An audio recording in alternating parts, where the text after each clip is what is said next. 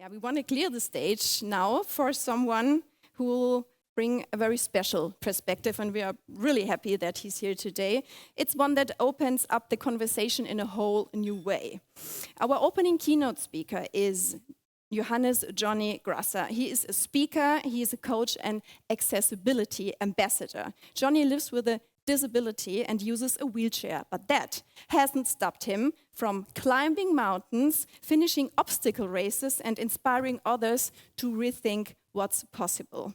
Today he'll talk about sustainability, but not just in terms of tech or carbon dioxide, but in terms of inclusion, because if we are serious about topics like smart cities or digital futures, we have to make sure they work for everyone. So please give him a warm welcome. Johnny Grasser, thank you for being here. Thank you.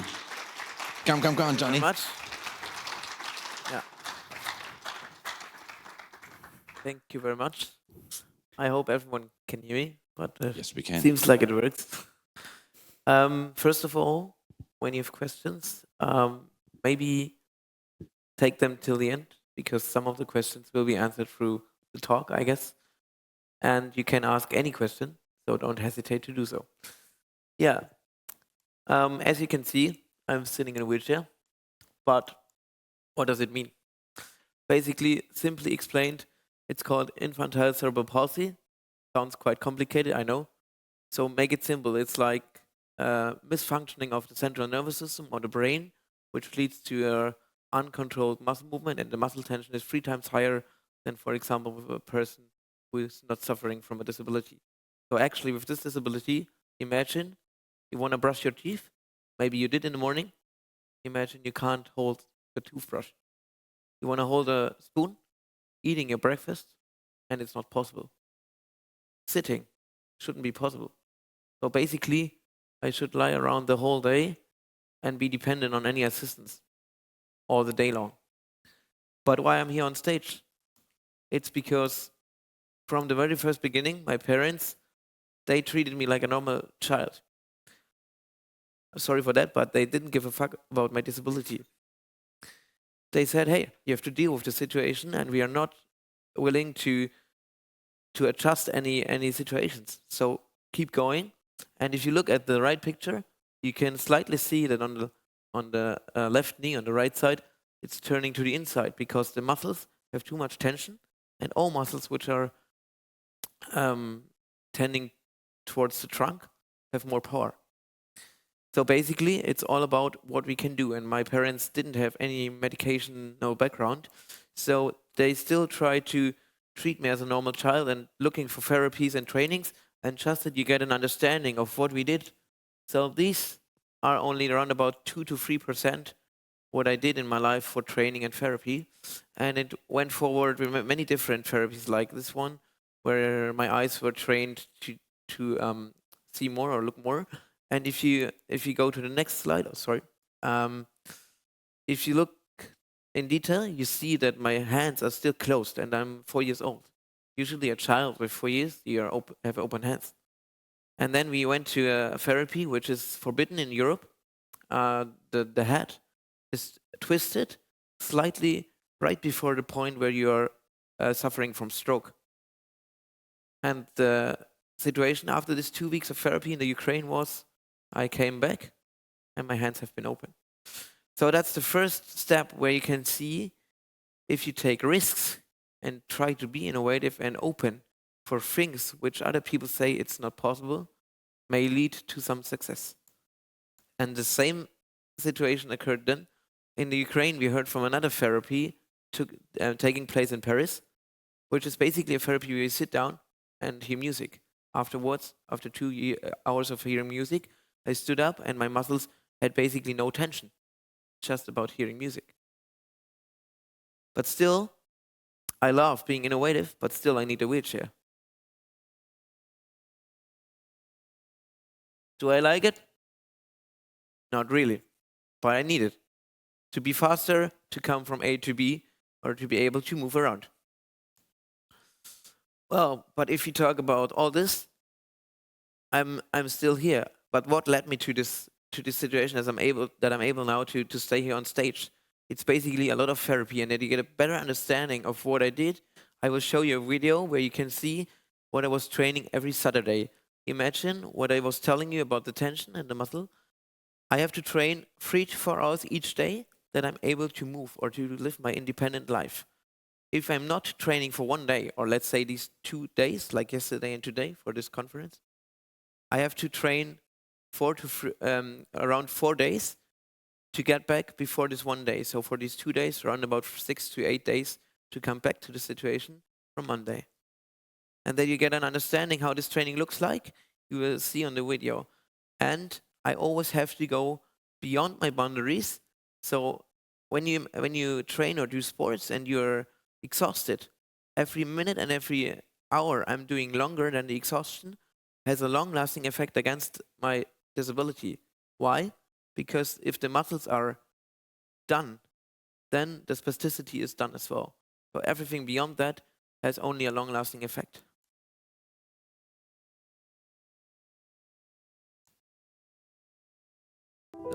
Yeah.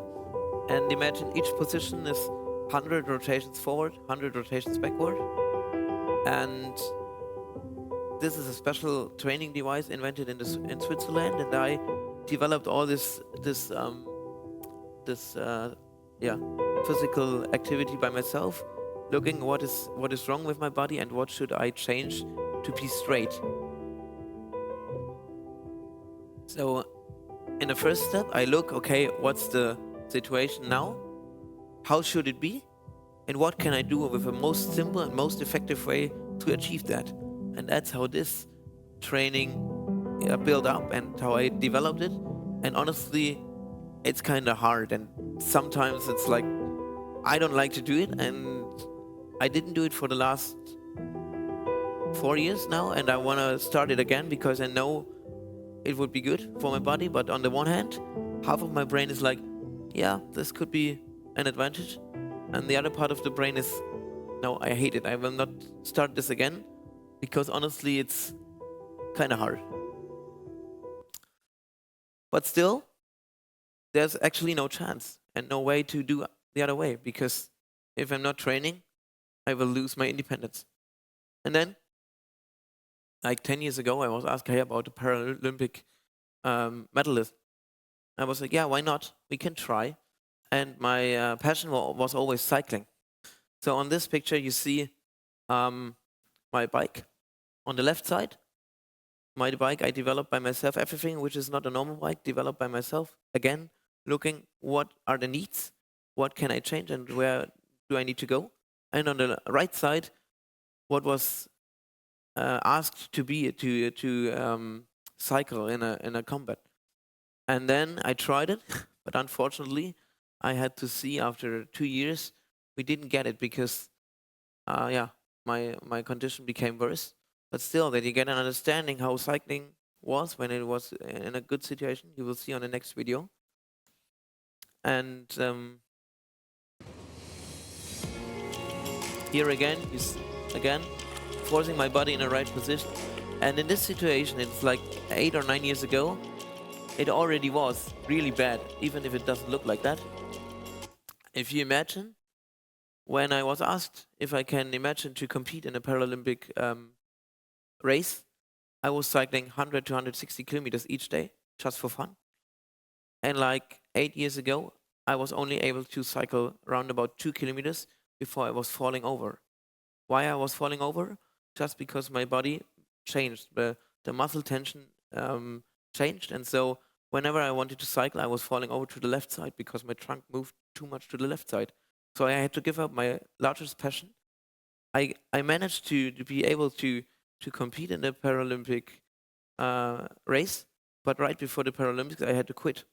So in 2016 in Rio de Janeiro, I was not competing in the end.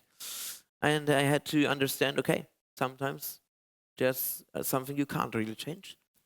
But still, independently from cycling, the most important thing you can do, and the most independent thing you can do is walking, right? When you can walk, you can do everything by yourself, almost everything. You don't need anyone or anything who is assisting you. You can do whatever you want, and you reach almost everything everywhere. So, many doctors said, okay, this won't be possible to walk in an upright and straight position because of the muscle tension. I had a really hard hyperlordosis. So when you stand upright, imagine your trunk is going forward and then curved like this. And the doctors were like, okay, it will never happen to walk straight. And what my father and me did, we were just thinking, okay, I don't believe that. I took a piece of wood and 2 belts, and we're lying me on the floor, tightening the belts every step by step, and then stretching me, tightening the belts. And then the idea was, I have the wood on the back. If I'm standing up, then maybe my trunk is upright and also my hips. And maybe this should work. Well, let's see if it worked.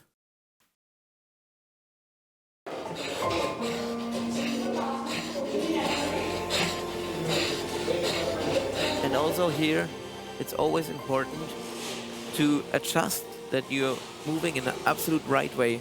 If you're slightly not moving in the right way, it has a negative consequence. And here you can use it as a picture for if you're not thinking before what is really necessary, maybe it's going to go to the wrong way, and then you have a negative effect on the long term. So you can see when you're innovative enough, things which people didn't expect can also occur. But still, the question is, what do you need to achieve all this? What do you think? Yeah? Any other simple things? 2 steps before. Yeah? And what do you need before hope? Imagine on your current life, what possibilities do you got? Yep. Yeah.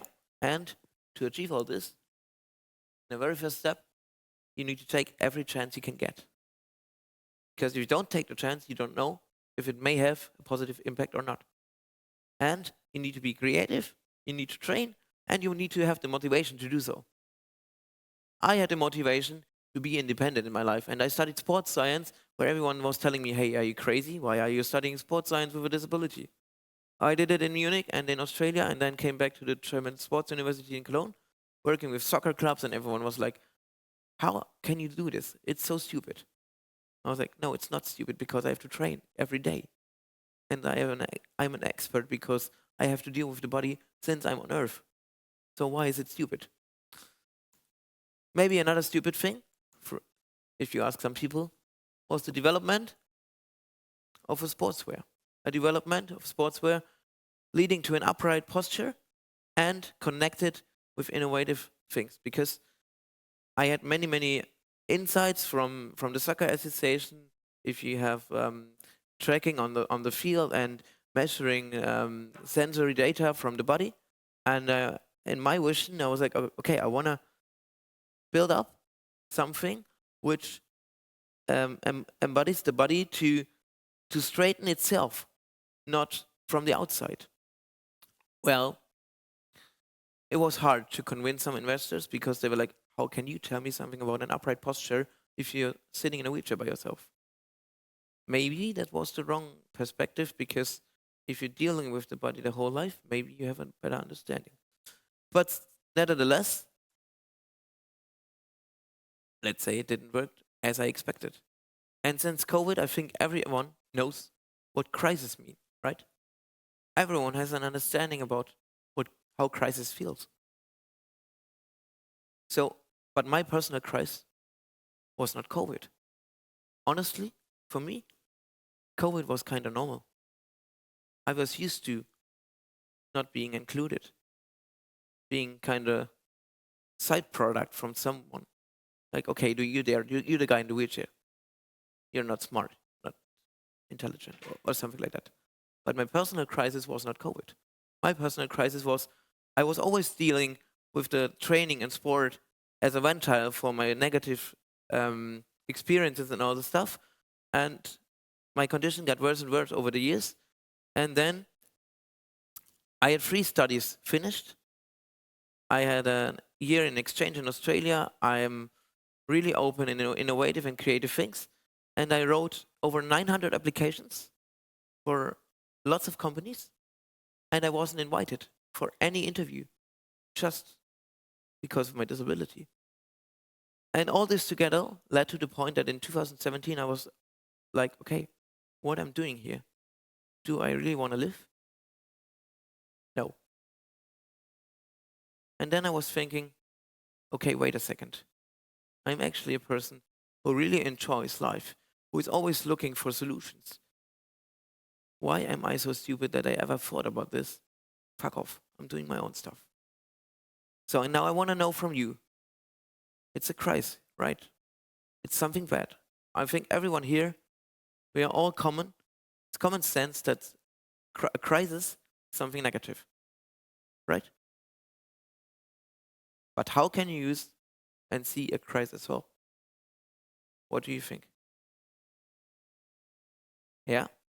And what do you need to set up an opportunity? Connecting, yeah, connecting dots. But think about 2 steps before you can connect the dots. If you're really on the bottom, if you're really down, what's the very first thing you can use without anyone else?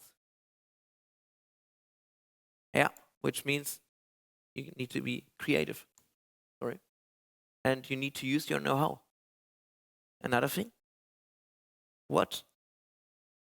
how can you see a crisis well? What could maybe turn around the perspective? Self-awareness, yeah.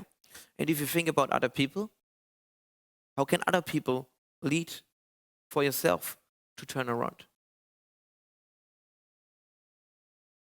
Yeah, or change of perspectives, role changes. So if you think about, hey, what does the other person think, and how does the other person achieve stuff, and how does it adjust situations? So, and you also can improvise. No one tells you, hey, you need to do it like this.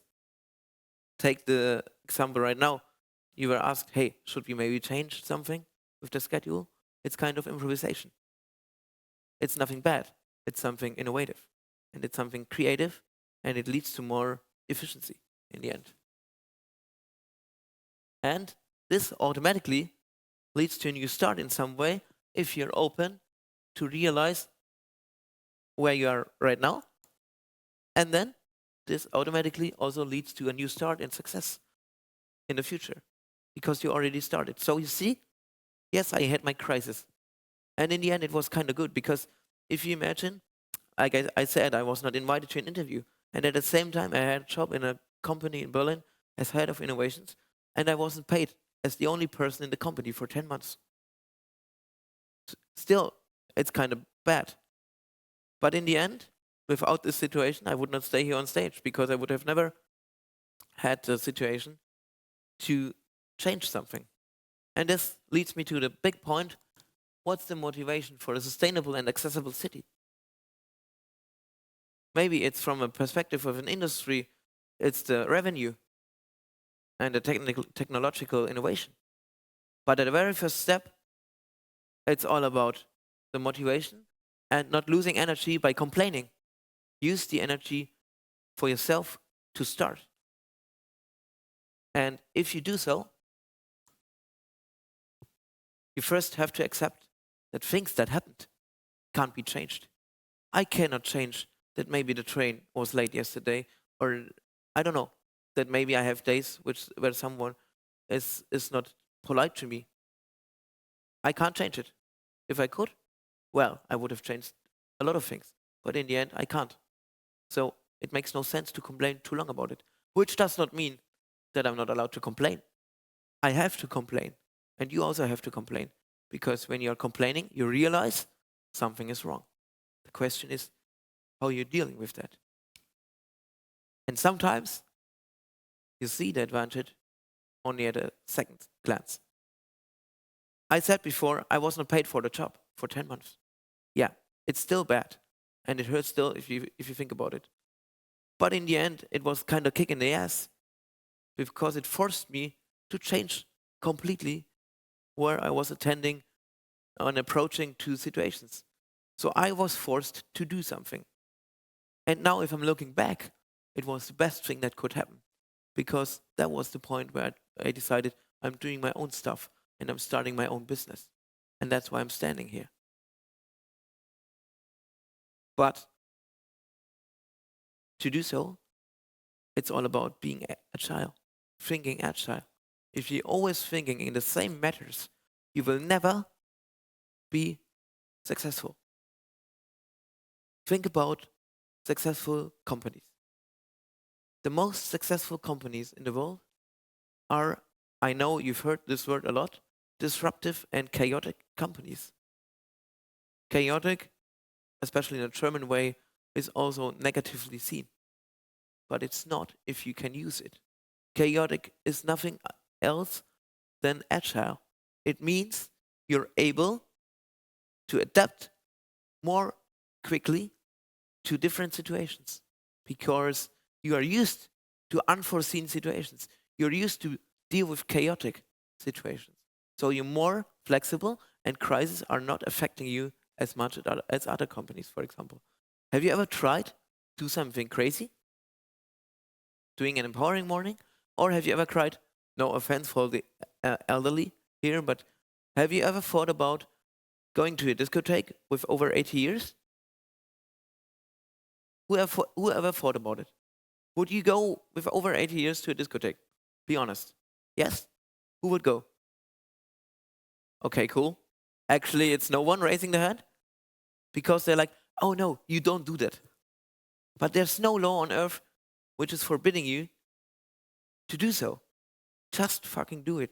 No one is blaming you for that. It's only you. And it's your brain who's telling you, hey, you don't do that usually. Do it. And you will see it will automatically lead to be more open, more creative, because you did something you may have never expected from yourself. Coming to smart cities, maybe we should do something more and maybe we should look ahead.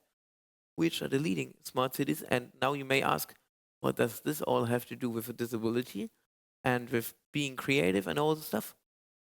It's more connected than you think because smart cities does not only mean much technique and technological impact.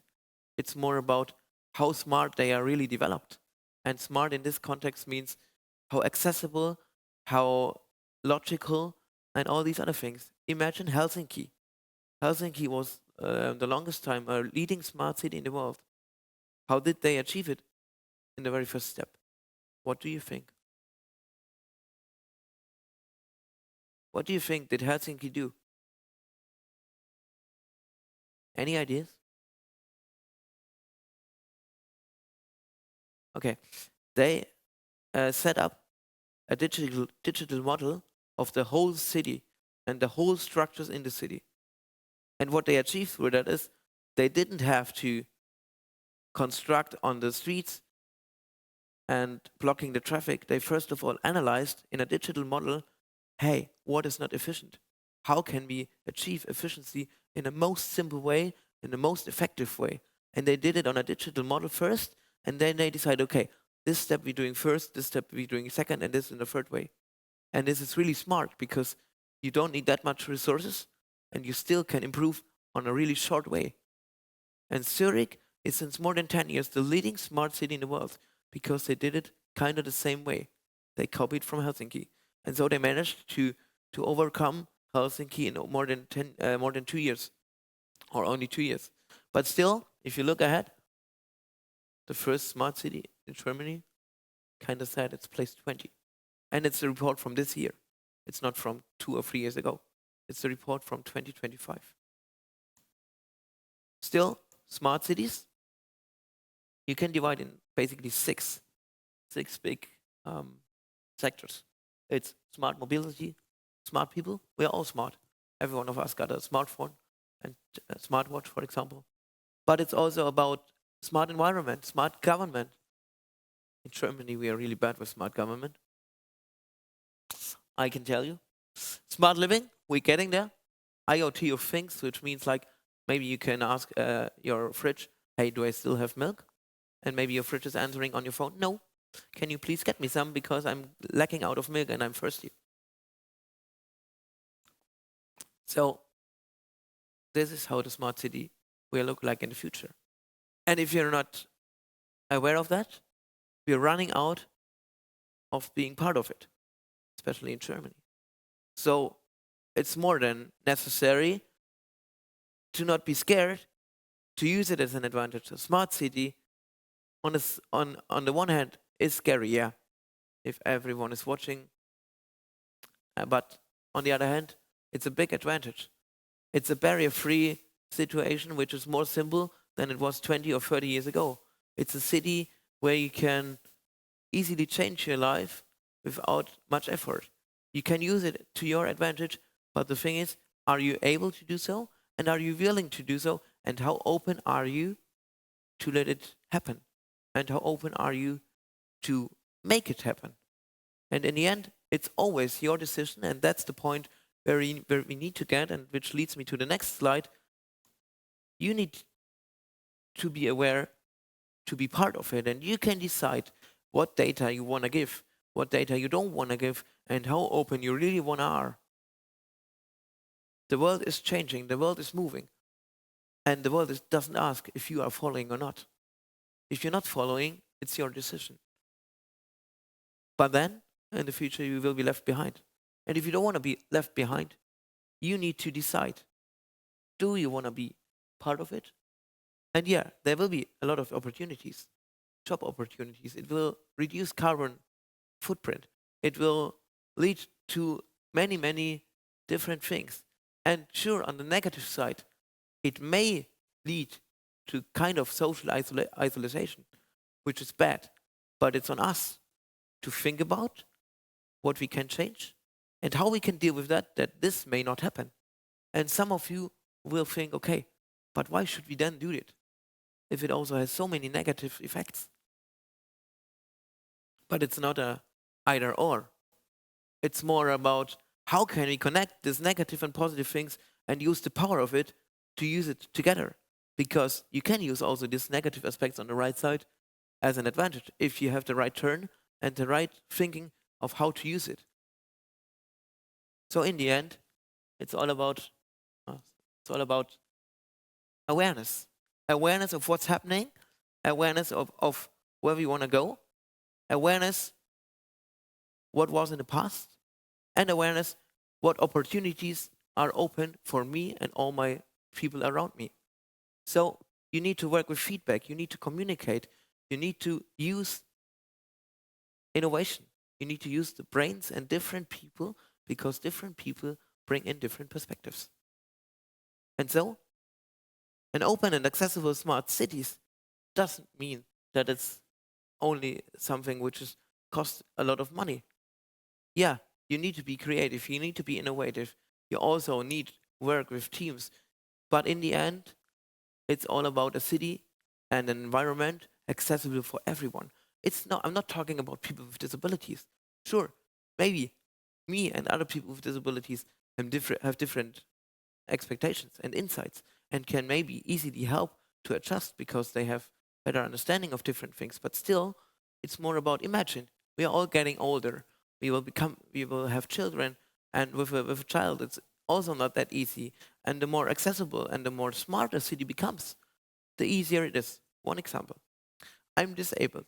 I have a disability card in Germany, and usually this disability card in Germany says, hey, because you're not able to move properly by yourself, you're allowed to have an assistant with you if you go by train, and the assistant is free of charge. Usually, in other European countries, there's also a similar card. So, which means, if you think about it, usually it should be possible to move from one country to another European country if you have this card without paying for the traffic for your assistant, right? But it's not. The German card is only valid in Germany. Why are we in 2025 not able to have a European card and to do it digital? In Germany, you still have this card. You still need a printed paper which lasts for 1 year, which says, oh yeah, you're allowed in the public transport to have an assistant with you. And it's a really small situation, which explains how big the opportunity is and where we can go. And it's a really small example. Imagine in a bigger way, imagine cars, or imagine if you fly, if you already can check in online, but you maybe could have asked, hey, do you take in mind if you traveling to this and this country, you need this and this and this, and have you checked this and this and this, or I don't know, if you have a important business meeting, and your backpack has a sensor and recognizes, hey, he didn't take the laptop, and reminds you after you're leaving your door or your flat, hey, have you thought about your laptop? Okay, this is also smart city. Or traffic lights. Who of you is standing still on a traffic light if the light is red and no car is seen all around the next 100 meters? Sorry, I'm not. Well, you may now say, okay, that's crazy. How can you do this? How can you do this for the children, and they need to learn to stand on a red light? Yes, but you also should teach them to watch the traffic and not stupidly go when it's green, right? And what you could do on a smart city, maybe you have sensors inside the floor, 100 or 50 meters around the traffic light, and you can track the traffic. And if it recognizes, okay, there's no traffic coming for the next 100 meters, then the light can switch to green. If you think the next step, what will happen? Many people are just crossing, even if it's red right now, right? And it's dangerous, because if a car is coming, then an accident will happen. If you can track this, I would assume not that many people would just cross the red line, and there wouldn't be so many accidents, because it's changing to green and is more efficient. Same with the traffic. So these are only little examples how a smart city can really improve our life. And still, it's kind of a long way to go, but still it's a big improvement and big achievement, and also a big market in the end for all the companies. But still, to achieve that, or to achieve anything in the world, you need to have a vision. We've heard that. My vision was a different one. My vision was, in the past, well, it would be nice if people are not afraid of treating people with disabilities normal, but still they don't know how to behave because they are afraid of doing something wrong, or maybe they still think I'm not intelligent because I'm sitting in a wheelchair. So I was like, okay, maybe I should show people that it's not that bad, and it need to be something which everyone would do, but no one would expect from someone in a wheelchair. And when I was training and swimming, I knew what I'm doing. Was aber niemand von den Behinderten erwarten würde. Das heißt, irgendwas Verrücktes und was die Leute so ein bisschen provoziert. Und dann ist irgendwann die Idee geboren, vom Zehner zu springen, und bei weiteren Überlegungen ist dann der 7,5 Meter Turm rausgekommen. Und hast du keine Angst? Ja, ein bisschen Adrenalin hat man immer, aber wie heißt es schön, no risk, no fun. So Klar, it's es like- kann immer ein bisschen was passieren, aber mein Gott, ein paar blaue Flecken und ein bisschen Schmerzen. Das hält man schon aus. Okay, dann viel Spaß. Danke. Euch auch. It's almost 8 years ago. If I would do it again, well, I answered this question afterwards.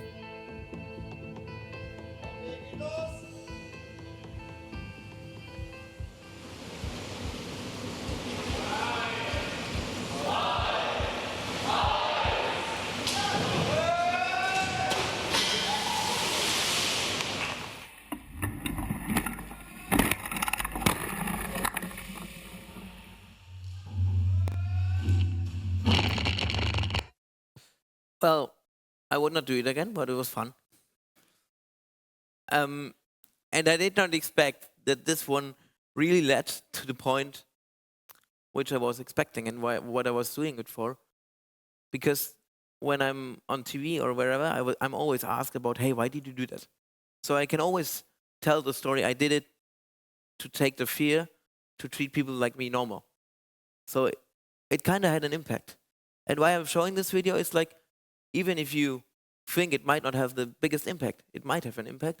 So try things out, even if you don't see the direct advantage. And from that point on, I before told you, hey, I had my absolute crisis, and I was thinking about quitting all. And then I came back from Australia, where I was trying to get a job for 8 weeks. I was like, okay, now I'm done with all the German companies and all the stuff. I'm doing my own thing. And I need something which is giving me some motivation back. And I remembered 1.5 years before, I was taking part in a surfing competition as a visitor. And I thought, oh, surfing is fun. Maybe I should try out. And then I was, maybe in a first step, it would be good to see if it's possible to build a skateboard. So what I did was like, again, okay, what do I need? And how could I achieve that? So it was clear, okay, I need a skateboard, which enables me to not falling over because I have a bad balance. So it needs to be a mechanism where I can twist the board to move left or right, but still not falling over. So I needed to find a solution. And how did I do it? I just had a skateboard and I mounted a square with a distance of 20 centimeters. And on the outer side of the square, I had some squeezable, like tendons to squeeze it and to move around. And on the other side, on one side, I had my crutches to hold on and to walk if I'm done with skating. And I had an engine mounted on it. Well, it kind of worked out better than expected. And then I was like, okay, let's do it. Now I can go forward and try to build up my surfboard. And so I was contacting all surfboard companies I was finding all over the world. And then one German company was sitting in Portugal was like, yeah, we can do it. I was driving to Portugal in 2019. And I told him, hey, I need bars mounted on it. And they need to be really tight because I need to hold on. And he was like, yeah, we can use it from the windsurfing. And it will be tight. I came there. I make it short. It didn't work out at all because you could move it 90 degrees to every side. Well, 3 months later, I wanted to compete in the surfing competition in France in the Atlantic Ocean. But I was falling over after 2 seconds. I didn't really try it in the ocean. Then I searched for a company in Cologne. Hey, can you mount this? I need a solution. Having the bars not directly on the board, but outside the board. But because when the bars are on the board, I was falling back because my feet were not in the middle of the board. So in the end, 2 days before this competition, it was ready like this.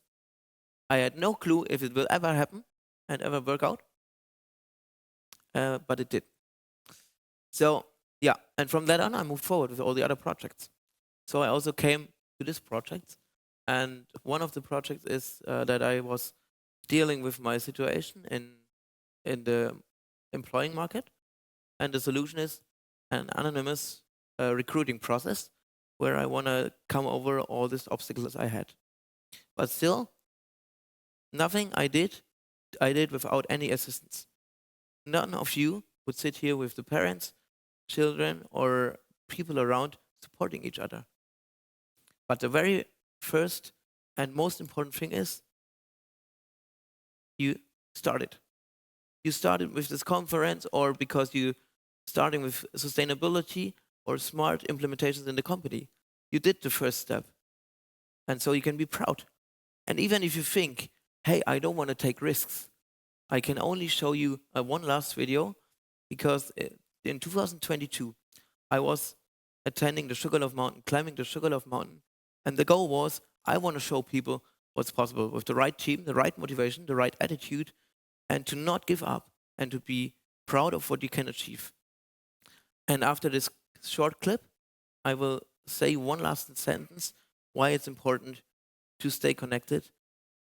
And yeah, I hope it will.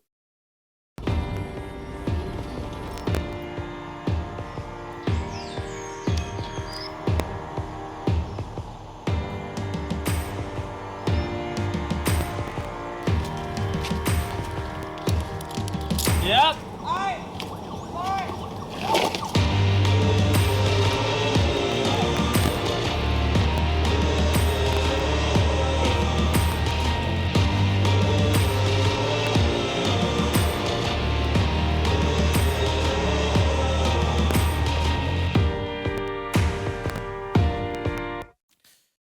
So it's 400-meter high mountain, and it took us 11 hours, only the ascent.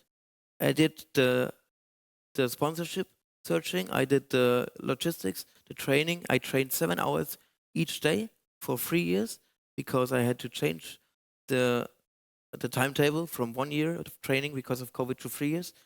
And in the end, we managed it. It was kind of chaotic. But what this project told me, sometimes you have to reflect yourself if maybe it's better to say, okay, I can't do it everything by myself. I need to go a step back, reflect myself, and maybe ask for more support, or even be open to new things.